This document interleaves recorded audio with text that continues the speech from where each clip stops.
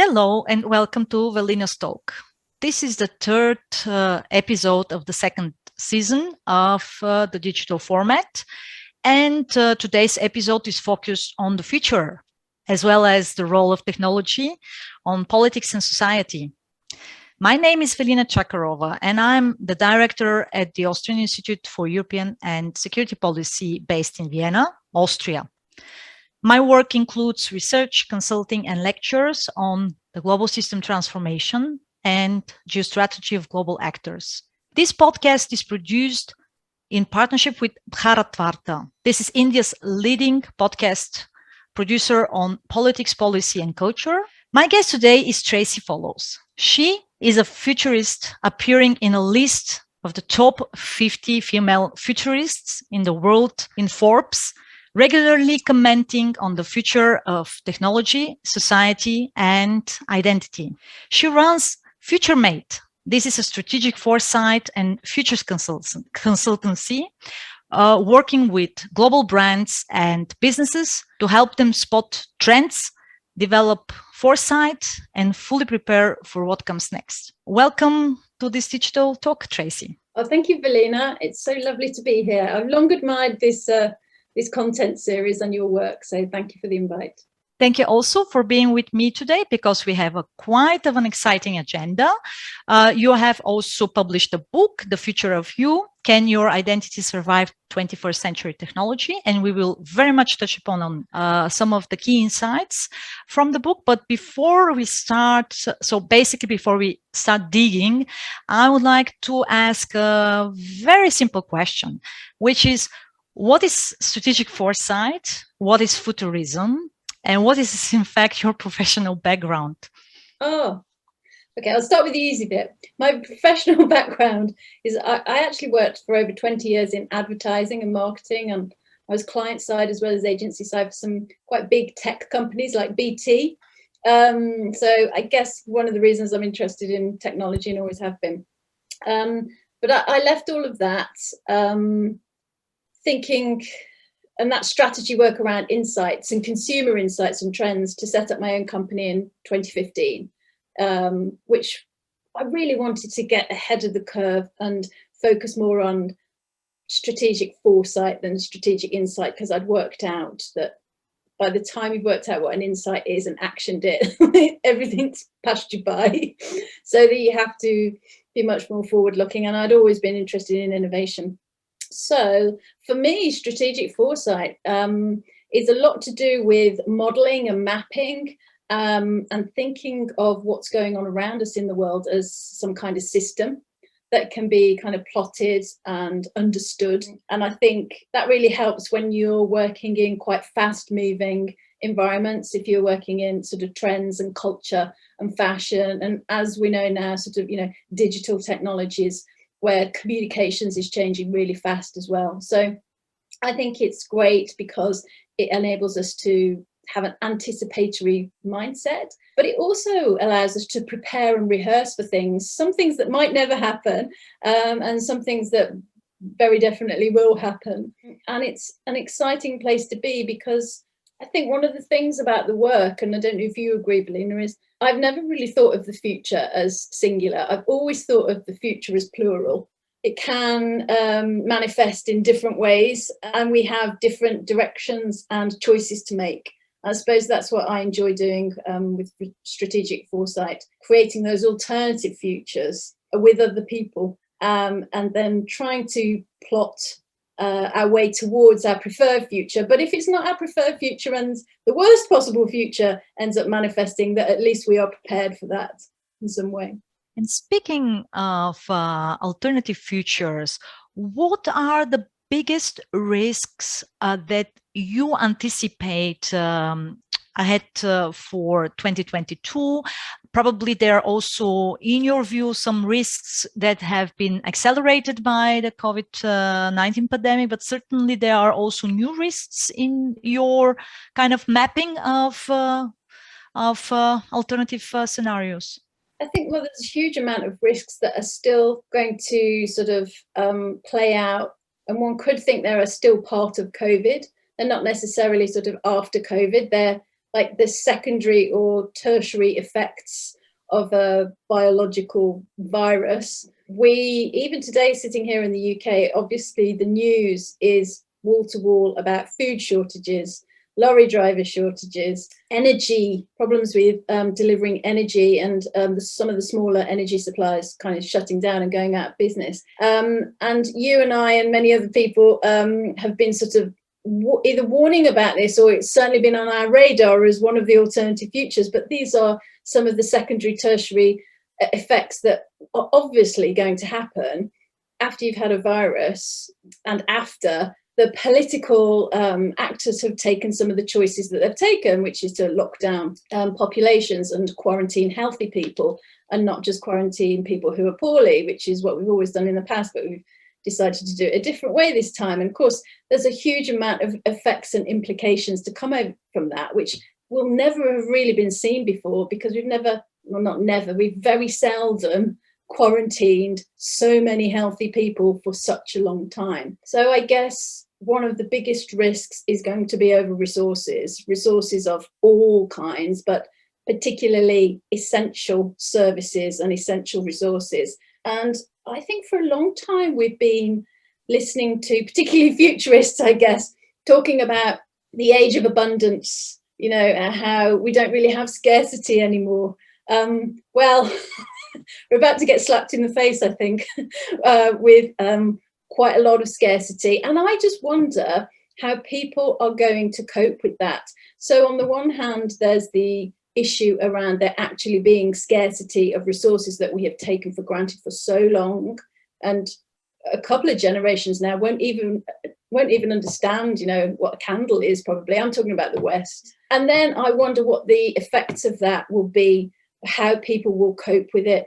Will they be able to cope physically and mentally? Have people prepared for that even being a possibility? Do people even think about where their water is going to come from if the tap is turned off for a day or longer?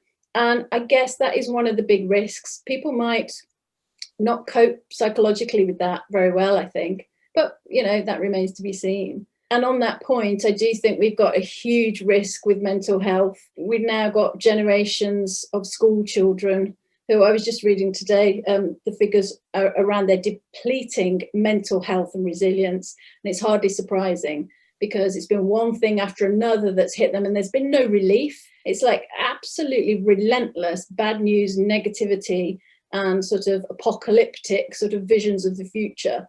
I think we've got a generation of kids that, if they aren't traumatized, they've done very well to avoid feeling like that. But I wonder how many people of a young age don't even realize how they've been affected. So I think those are two of the biggest risks coming out. And it's interesting you asked me about risks, not threats, because one of the things I think is that we are increasingly talking about risks as if they're threats. Every time I pick up a government piece of like a policy paper, I'm reading about trends all the time. We've made this seamless, almost invisible shift to talk about threats, as if there's nothing we can do about it and we need to take on some kind of action that is out of all, you know, out of all areas of magnitude that we've ever done before, and take away the personal responsibility of individuals who really are quite used to managing risks given their own individual circumstances or their family circumstances or the context of their local community. So it's interesting you framed it like that. And I do think one of the big risks is that we stop talking about risks and we start talking about threats. That would be a bad thing, but it's happening even now. Well, I would even go a step further, because you now made the point about the risks, and would actually ask you what would be your three most significant systemic risks for the future.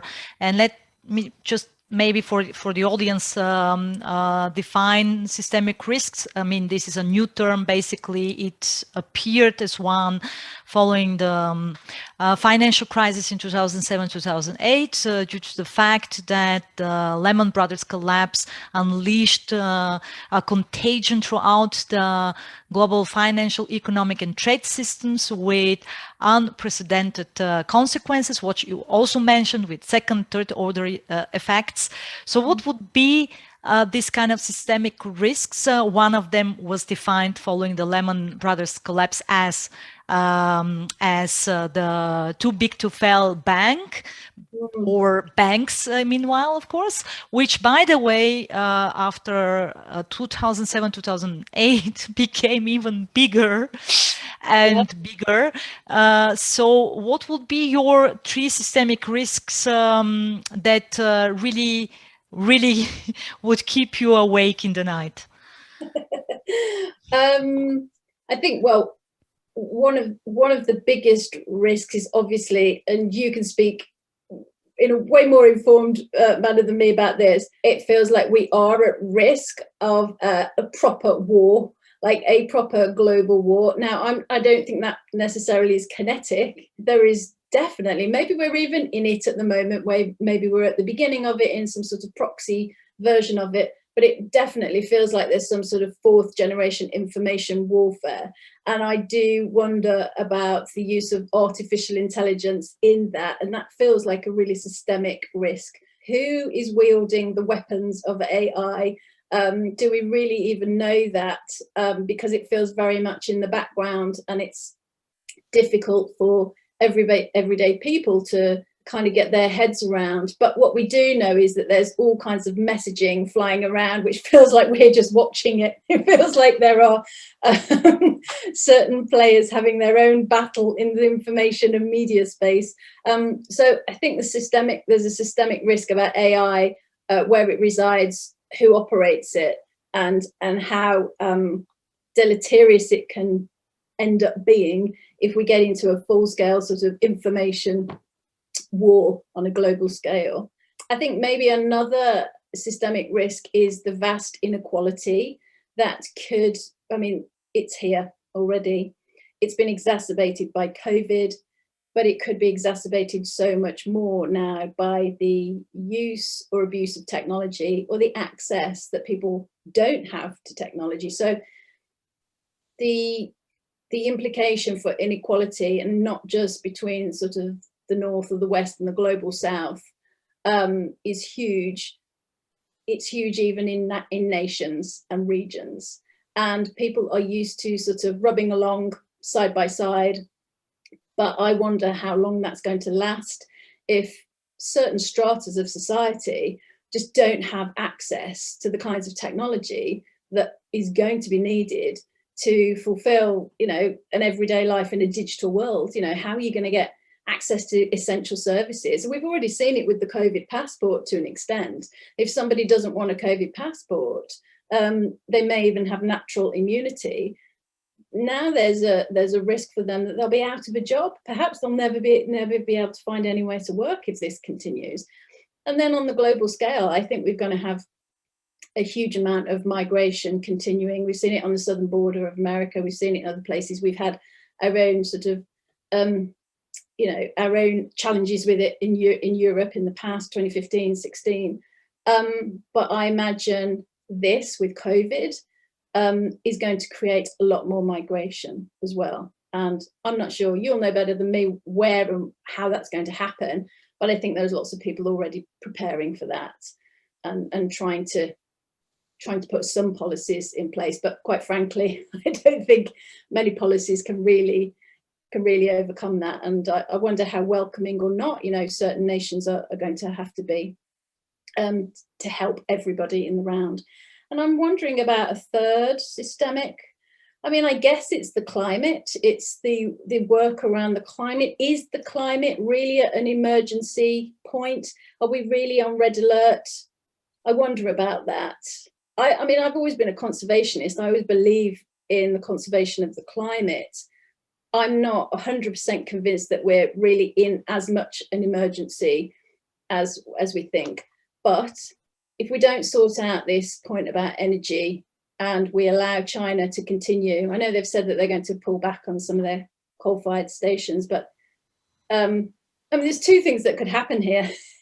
We really could be in an emergency and things get incredibly bad, or we're not in an emergency and actually it becomes very clear that there wasn't as much as an emergency as people thought. And I wonder if that's going to play with people's heads, the cognitive dissonance that some people might end up experiencing because they think that we're in this climate emergency where we only have a very, very finite amount of time to correct everything. If that doesn't happen, I wonder how people are going to respond to that, because many people are very, very convinced of that. But if we find out that actually we're in a solar cycle and that actually, if you take it in the round, the Earth is actually cooler, not warmer than it has been before, I think there's going to be a lot of very confused people. So I don't know, I think inequality, information war, and possibly climate disaster or non-disaster. Yeah, that is a perfect wrap up. And by the way, even if we are about to find out whether it's a climate disaster or not, there is certainly an environmental degradation. Yes. Taking place in all relevant socioeconomic systems, and that will affect all the rest of systemic risks that you've actually mentioned, because that would mean that people will have to move towards more wealthy nations, to find jobs. Exactly. Migration will increase, the scarcity of water and other resources will in fact increase. So basically everything is interconnected, the one way or the other, and which also means that the sum of these systemic risks will get further accelerated by the factors you've outlined, which is really something to worry about. But there are also major shifts taking place right now in society, in politics, in economics, in technology. Would you like to also to point to some of these major shifts that you actually pay attention to in your future scenarios, or in your also trends analysis? Is something that really catches your attention when it comes to the shifts of change? Well, one of the interesting things I think is that there's obviously a big trend in demography, with populations becoming older and younger populations who are really going to bear the burden of looking after the older populations that are getting increasingly older. But then, of course, with everything that's happened with COVID and the quantitative easing and the economic solutions that governments thought they were finding, we've burdened future generations even more financially. So, I mean, that is another huge worry. But the changing demography is coming at an interesting time where not everyone, but there are some key figures in culture who are promoting immortality. So at the same time that we seem to have we have some challenges around an aging population.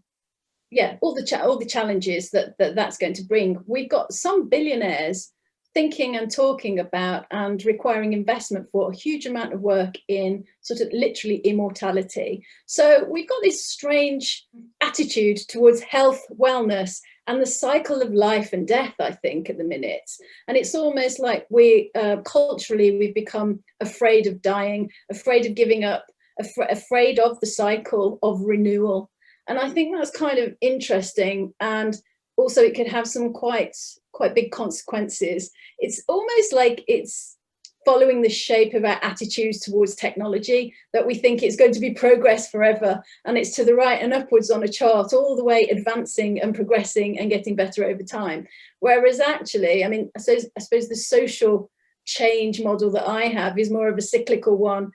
Trends, things, there are more of things, there are lesser things wax and wane over time. really like the cycles of nature. And I feel that we're more a part of the cycles of nature, but we are almost transplanting ourselves out of nature into a technocratic, scientific, progressive model, which sees us going on forever. So that's one of the most interesting and quite odd trends, I think. There's, as you all know, there's a huge amount of money, investment money, VC money, going into longevity. And one wonders where that's going to take us, although of course it tends always to be billionaires who want to go on forever, because maybe that's the only challenge they've never been able to overcome. For most people, I think they're like, what, 80, 90, 100 years might be enough. So that's an interesting cultural shift. There are some other interesting cultural shifts, I think, with technology. A lot of my work, I'm complementing some of the models and system thinking that I do with ethnography, where I'm talking with and researching with people in their own home or in their own communities and doing very qualitative research with them. Actually, increasingly, a lot of it is done over apps and done online, and people end up recording video diaries, or you ask them to do a task and they record that and maybe talk to you about it through digital technology, which is kind of quite perverse, I suppose. But what I'm finding is there's a younger generation who are losing trust in themselves. They're losing, I don't know whether they ever had it, but they're losing their sense of instinct and their intuition to make good decisions, I feel. And part of this is because they've been reliant on technology for so long. So whether it's Netflix telling you whatever the next thing to watch is, or it's Alexa turning on your lights or choosing your next music track.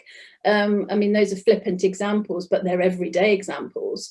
I've done lots of research with the younger generation, and I'll probably call it, I suppose they're Gen Z, early 20s, where they literally are saying, I would like an algorithm, I would like AI to tell me what best suits me, you know, in terms of fashion, because I'm a bit worried that I'm going to choose the wrong thing for myself. So that's weird to me, because I suppose I would have thought, well, that's what a best friend is for. You know, that's what people around you is for. You may look for other people's counsel, but, you know, over time, you kind of build up a wisdom about that and you get to know what suits you and what your style is. And so it shouldn't be that difficult. And I think what's happening is, because we're outsourcing so many decisions to the technology makes the decision essentially, and then the data on that decision feeds back straight to the machine, not to the person. I don't think they're building up any sense of wisdom which helps them to act intuitively in the future. So they're not getting the feedback as to whether, well, that was a good decision, or that was a really bad decision, that didn't suit you at all, that went really badly, don't buy that again. That feedback doesn't come to them. It somehow goes to the machine. And so there's a whole feedback loop that's missing.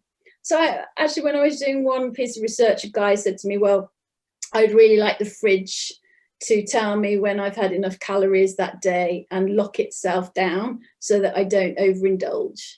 And I thought, that's fascinating, because if I wanted to go to the fridge and overindulge, I'd have to have a word with myself, and maybe there would be an internal battle of wills, and then I would have to take action or not and make a decision. They don't want any of, I'm not saying all of them, but it's an interesting insight, I think, from a lot of my research, is that they would rather have the machine regulate them than kind of regulate their own behavior themselves. And so that, again, is quite a big shift, I think, and one can play that out into the future to a point where maybe one isn't making many decisions for oneself in everyday life, that it's all been outsourced to machines who are seen to be objective, but quite frankly are obviously less human, and perhaps it does more harm than good in the long term. I think you make a perfect point, because people have become too comfortable by depending on technology. I mean, they do not expect you to tell them what to do, but meanwhile also how to think, what to feel. And that, I think, is a dangerous element, which is really new by outsourcing, as you outlined. Too much power in the hands of technology that in the end is shaped by algorithms and not by the human soul. And I remember a quote by Huxley from Brave New World, where he actually where it was said, I don't want comfort, I want God, I want poetry, I want real danger, I want real freedom, right? Something like that, which I think is now also being transmitted more or less to technology, to tell you how to feel, to create fake emotions for human beings. That's right. That's exactly right. Fake emotions. That's what emotional AI is, really. I mean, you can see it in the way that they train the data and build it in. They're training the data on a very sort of flat, thin veneer of emotions. They can't be complex. They can only be nuanced. They can only lack nuance in order for them to be sort of boxed up and used as training data. So it's never going to really work. I think you can have AI helping you to some degree in this space if it's in a kind of digital assistance at work. One can understand that because this is more about productivity perhaps than it is about emotion. Not altogether, but essentially you're trying to complete and achieve things in a more work environment rather than feel and relate in your personal life, let's say. But yeah, so that's definitely happening. And allied to that, I think, is this idea that of these virtual worlds being, I find this fascinating, that the virtual worlds that this generation are kind of tinkering with and exploring in and developing their own kind of personas in are real worlds. So virtual influencers are seen as real friends, even though they are not a real physical being. It doesn't really matter because the story of their life that you can follow on all of these different platforms and to an extent be involved and engaged with is as real as anything that happens in real life.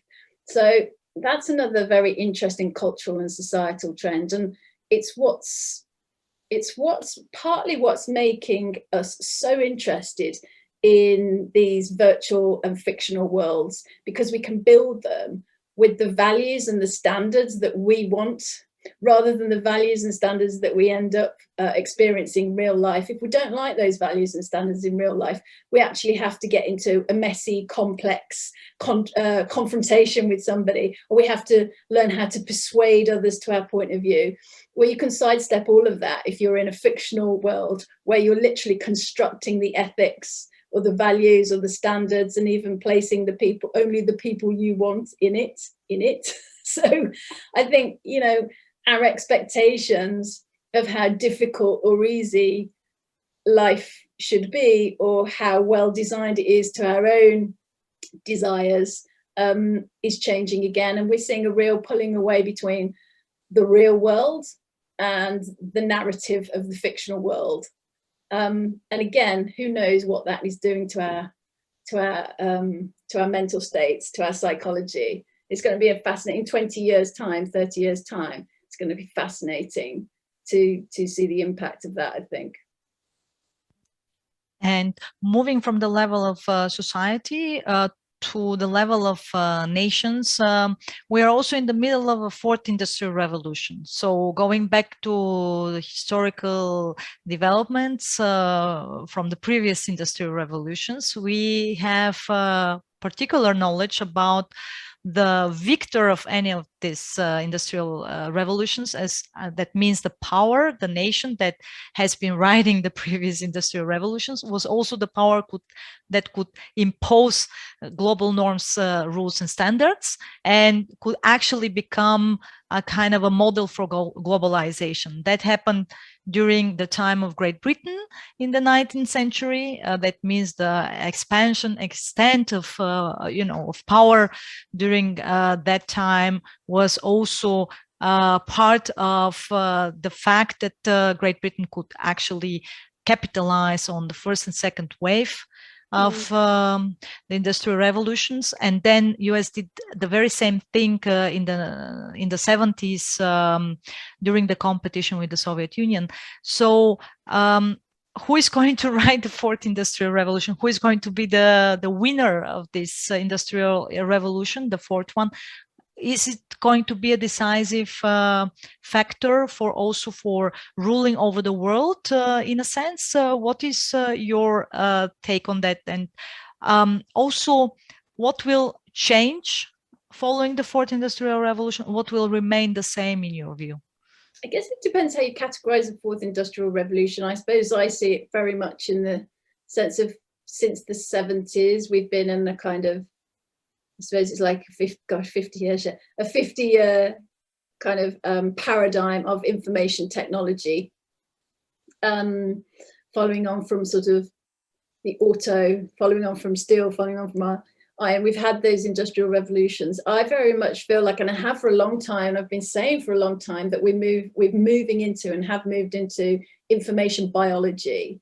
And I think that's obviously allied to the fourth industrial revolution of, the physicality and the biology and the digital nature of everything. So it's going to be a very interesting paradigm. It's funny in a way that this information biology, fourth industrial revolution, has kind of been kicked off by COVID, which is a biological virus. But of course, the way in which we think of treating it, in a sense, has taken all the rules and norms of like software. So I think it's a classic case of that information technology and biology coming together and really signifying this is the start of the fourth industrial revolution properly, and of information biology as a paradigm. Who's going to be the winner is very interesting, because in the past it has been nations, of course. I wonder whether it's not really about nations anymore. Maybe it's about the kind of regime or system or governance structures. Maybe the winner in the end is a collection of more authoritarian regimes who take the information biology paradigm and use it to their own advantage to control their populations.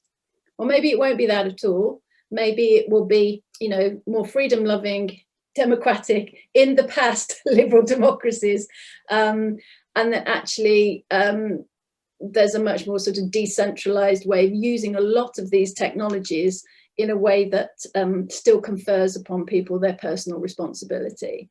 So I guess I wonder whether there's more of a merging of certain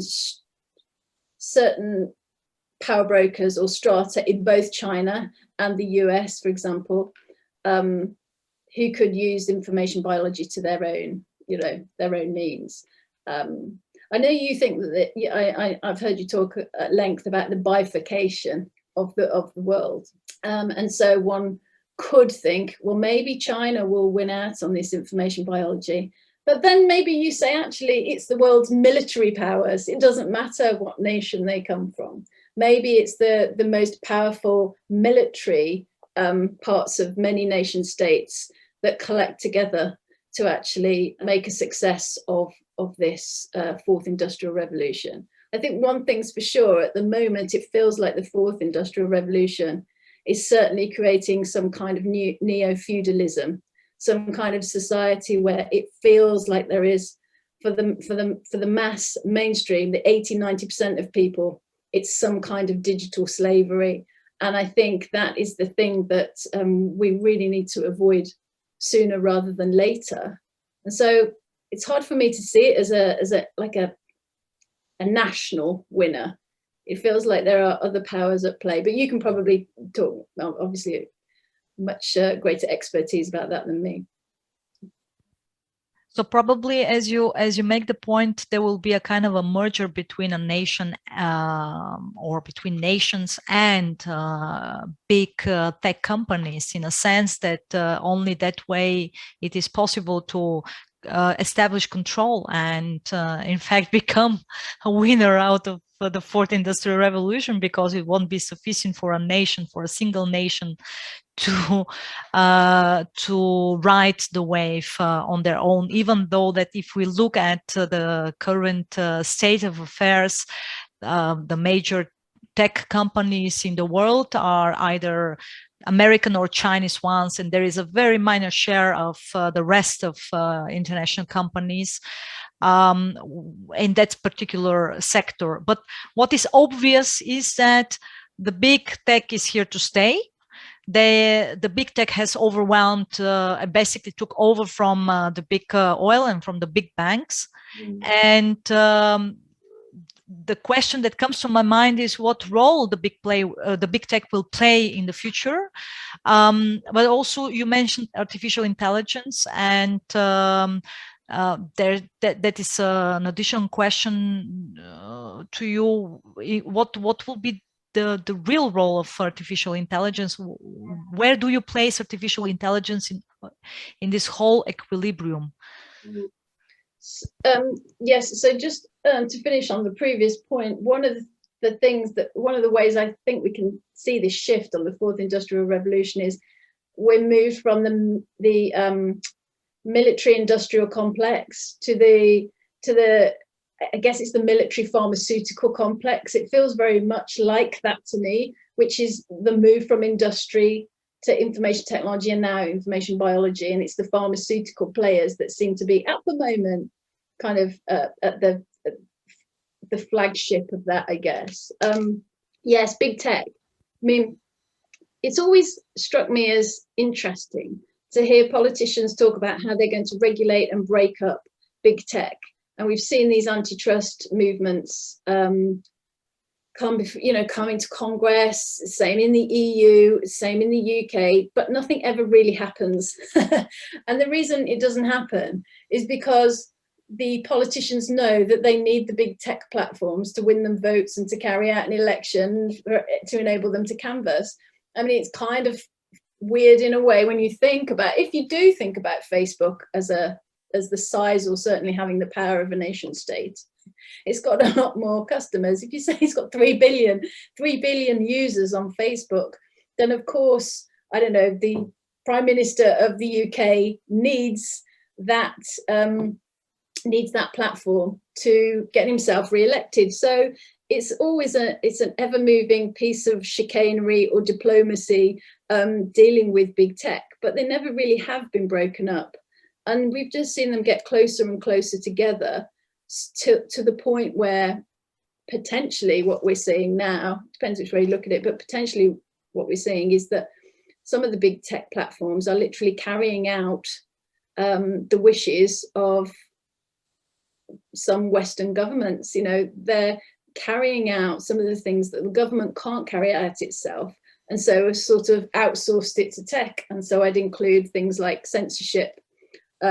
Anybody going against the official narrative sort of does run the risk of being censored, does run the risk of being depersoned in the digital environment, which on the one hand can feel very trivial, but on the other hand, it's quite profound, because one can lose one's reputation, one's job, one's way of making a living.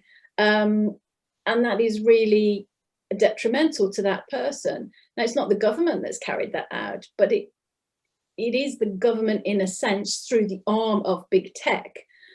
And you can argue whether you think that's intentional or accidental, but nevertheless, that's what's happening. And so to your point, yes, the state and the tech platforms are becoming, and not that they're one and the same thing, but tech platforms are becoming more like nation states, and nation states are becoming more like tech platforms. And so there is this overlap now where it's difficult to find where the one ends and the next one begins. And it's partly because of the belief in technocracy, that the successful state of the future is a technological state. And so I think there is a mindset which is very similar amongst those platforms and amongst those nation states, which is just bringing them together naturally, organically. And when you have the population that we have on planet Earth right now, and they all have access to the internet, it feels very much like there's a sense of, well, I'm not sure we can trust all these people with this tool of the internet. We should turn it back on them and try in lots of subtle and not so subtle ways to control the population, not necessarily in a malevolent way, but use these technologies to nudge people to the right kind of behavior, which is the kind of lifestyle and kind of behavior and kind of actions that the state and the arm of big tech feel are virtuous and right and good for the good of all. So definitely we are being coerced by this technology, and not just by the tech platforms, but by those that we would have hoped would regulate them, but have actually used them as an arm of government, I would say. Is that fair? Yeah, absolutely. And I just want to ask an additional minor question that is derived from your answer. Are we going to witness a situation or a scenario where the big tech will be replaced by other big actor? I myself anticipate water as the big oil of the 21st century, in a sense that we probably will witness a kind of a privatization of water sources. I mean, we have still a very, very minor share of water sources on planet Earth, and with this environmental degradation, and you also outline it, this is going to be certainly one of the cases. Or is it going to be big agriculture, or maybe, as you said, also big pharma probably, or is big tech going to stay and dominate this space for a while?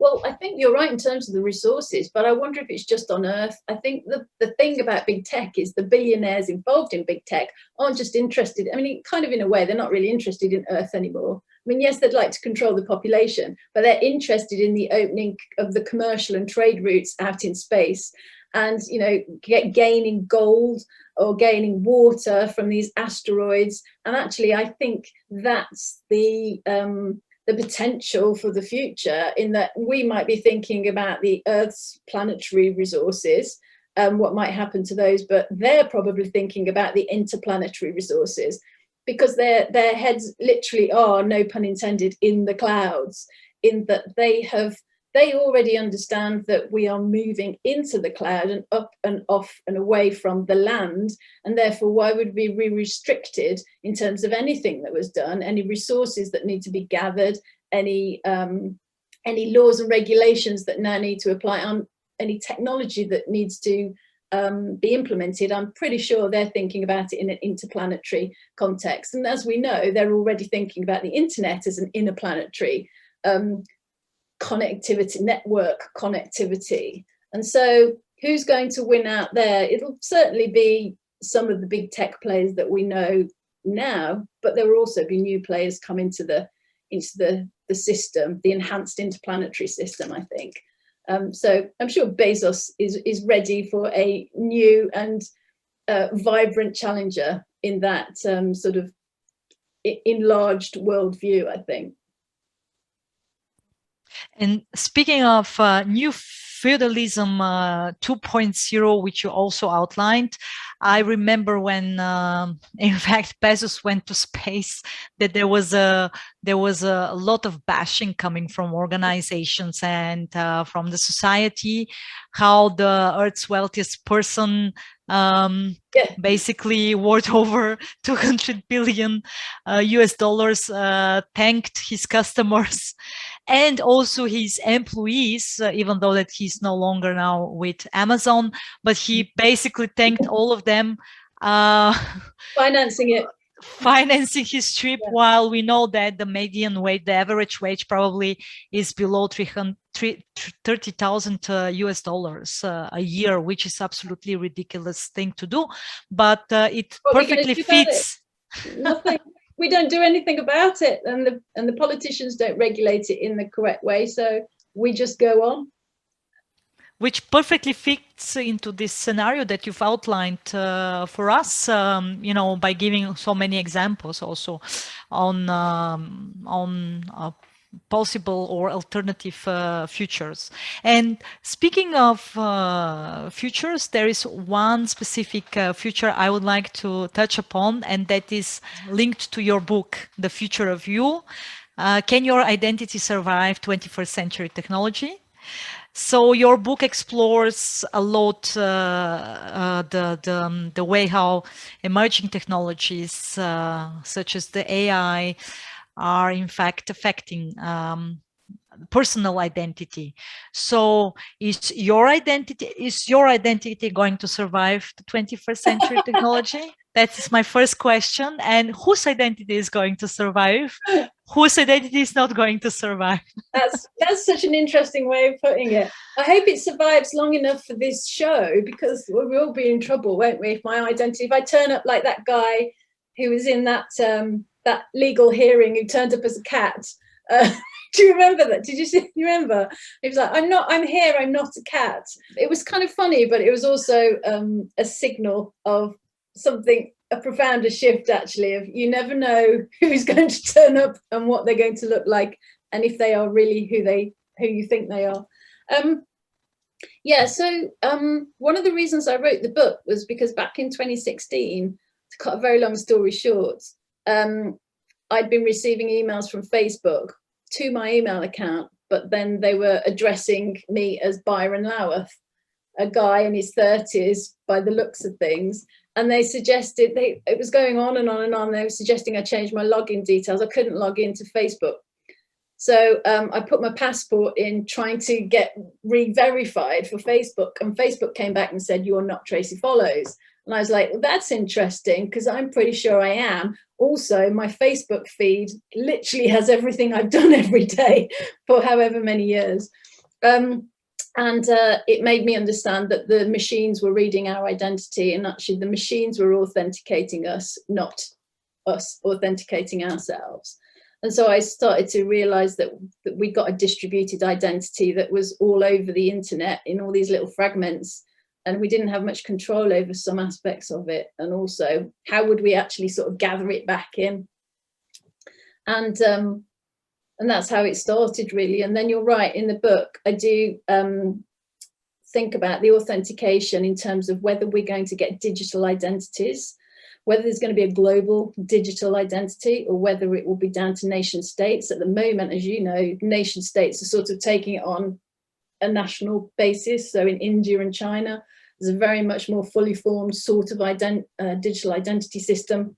Here in the UK, it's a much more fragmented or federated system, although at the moment there seem to be moving towards something that feels a little bit more centralized. And then you've got all the guys who have Bitcoin talking about decentralized identities, and actually, can we exit the system that we're in at the moment, and can we literally bypass that system and create a self-sovereign identity that is down to the user to control and has privacy built in? And some people think that's a little bit more anonymous than a centralized identity that might be organized or officiated by a national government. I mean, there are pros and cons for all these different models, and I go through them in the book, but I would suggest that those who, and that's a very simple way of putting it, but those who can arrange a decentralized identity are better placed to protect their identity in the future. Because I think once you hand over so much personal data to some central authority, be it a nation state or not, then you obviously don't have as much autonomy over your identity as you would have. And the system is very dependent then on whatever that central authority feels like doing. You know, it feels quite a fragile system for you as the end user. I'm not saying that decentralized systems of identity are bulletproof in any way. They're not anonymous, and they're not completely unconnected, obviously, to the state or to the tech platforms that enable any of these digital wallets or whatever. But at least you get some sort of choice over the amount and type of personal information that you use in any particular circumstance, and that you can take your data with you should you sort of wish to leave a service or a utility. They don't hang on to that data. So there's that in a kind of functional transactional sense. And then there is the idea that our health data for the common good needs to be shared in sort of publicly facing biobanks, or needs to be aggregated in some way so that governments or nation states can better understand their population and surveil the health of the population on an ongoing basis. And again, I'm not so sure about that, because I'm not sure that that is really, it may benefit the common good, it may benefit the public in general, but is it to the detriment of the individual? I don't particularly want to be giving over health data all the time, not knowing who's going to have it and what they're going to do with it. And we've just had in the UK a health security agency set up, which is fascinating actually when you read the policy paper on it. It's supposed to be set up for infectious diseases in the light of COVID, but it also mentions any sort of general public harms. And I think, well, that literally covers anything. So whether it's a psychological effect you might be undergoing, or whether it's you don't believe the official narrative, or whether it's something physical about your medical condition, it definitely feels to me like an overreach from the overstate to get involved with your personal health on the predicate that it's for the public good and it's for the protection of the public good. And so that really does, this is the biosecurity state, sort of safetyism in extremis. And I think the longer we can try and resist against any of that, then the more likely we are to protect our own identities. If you give over a lot of that information, I mean, it's the kind of information that is wanted to build the right bioweapons, the kinds of bioweapons that can target certain demographics or certain groups of people. And who wants to be in a world like that? So I'm pretty skeptical about that, to be honest. Well, this is a fascinating question, because I also consider the trend of basically genetically modifying human organisms, and also the trend of transhumanism. That means also implanting chips on human brains, as something that is quite dangerous, in a sense that we do not have control over the development. We do not know in which direction it goes. Yeah. And so, yeah, I am a fan of this idea of morphological freedom, that you have bodily autonomy and you should be able to live out your life in any substrate you want. So whether you want to upload your brain, or whether you want to completely change gender, or whatever it is, morphological freedom for the individual is completely understandable. What is difficult is that in order to achieve any of that, you've got to rely on technological tools, and those belong to somebody. So if you want to, I don't know, learn a new language, and you want to do it, you haven't got that many years left, and you want to do it by implanting it straight into your brain. So I can speak to you in German or French, which I don't speak naturally, let's say. I've got to rely on somebody. I've got to rely on a tech platform to implant that into my brain, and then I'm potentially reliant on them forever, because who knows what terms of service I've signed up to. It's not like just scrolling through your photos on a social media app. It's literally like, you know, the way I talk about it is that we used to visit the internet and make use of AI, and now it's visited us, and it's within ourselves. So we've always had the psychology of the self and the biology of the self, and that has now been joined by the technology of the self. And I don't think we quite realised the ramifications of of us having a technological self, because it's difficult to have one when we don't own or control the technology that is helping us to achieve the technological self. It's always going to come back to a platform and their terms of service, which, as we know, can change overnight. And given these developments, are we going to witness also something that I called the digital inquisition of the human soul? Yes, I don't know exactly what you mean, but I can guess that exactly. In fact, I wrote something the other day about this, digital phenotyping, where the devices around you are collecting data from you, personal data from you all the time, but also they're collecting data from the environment around you, because they obviously can pick that up. They put it all together and they start to diagnose you. And it's gone beyond tracking and monitoring into diagnosis, which is interesting because, again, that's the language of biology and healthcare, not just information technology. So again, another signal that we're in the information biology paradigm. So yes, and as we heard, I think only 2 days ago, Amazon now want to monitor us whilst we're asleep. So that's nice. It's for our own benefit, obviously. So they can sell us stuff. Well, if you dream of a new deck chair, yeah, they'll have sold it to you by the time you've woken up. What comes next then? Telling us our wet dreams in the morning, probably? Probably. I imagine they'll just they'll make those public on your newsfeed whilst you're asleep. I mean, we've got on Twitch now many people sitting watching other people sleep for hours and paying even to watch other people sleep. It is fascinating. So data is definitely something that is going to remain a big issue. Who is collecting it? Who is having control over it? Who is using it against whom, be it nations, corporations, or individuals. And if you want to learn more about these topics, you definitely have to buy the book of Tracy Follows, The Future of You: Can Your Identity Survive 21st Century Technology?